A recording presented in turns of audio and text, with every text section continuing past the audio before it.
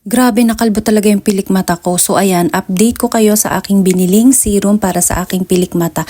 At alam nyo ba, simula nung ginamit ko to, after 2 weeks, eto na, tingnan nyo, napakaganda ng resulta sa akin. Nakalbo kasi yung pilik mata ko, simula nung ako laging araw-araw, nag-curl ako ng pilik mata. So ayun, alam nyo ba, na-stress ako dyan sa pilik mata ko dahil talaga namang nakalbo siya. Alam nyo ba, yan yung may bandang gitna dyan. Talagang nawalan siya ng buhok or ng pilik. Talagang na-stress ako lagi, araw-araw kong tinitingnan yan. Bakit hindi siya tumutubo? So ayun, kaya naman naisipan kong bumili niyan. Tingnan nyo naman ngayon, o diba, meron na siyang buhok, hindi na siya kalbo. Talagang alam nyo ba, nung talagang kalbong-kalbo yan. So ayan, at ayan na nga yung resulta ng ating kakirihan. Happy na naman ang lola nyo, o diba, hindi nagsisisi.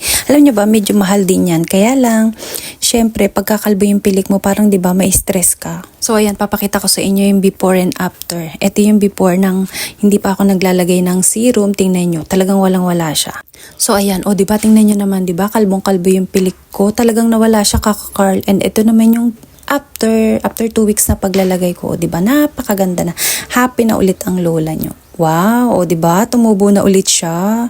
So ayan, sa mga kalbo, mga pilik mata, baka gusto nyo mag-try. Try nyo rin, baka hiyang din sa inyo, diba? Kasi hiyang sa akin. Wow, thank you, yun lang. Bye. Happy na naman, ganda ng ngiti.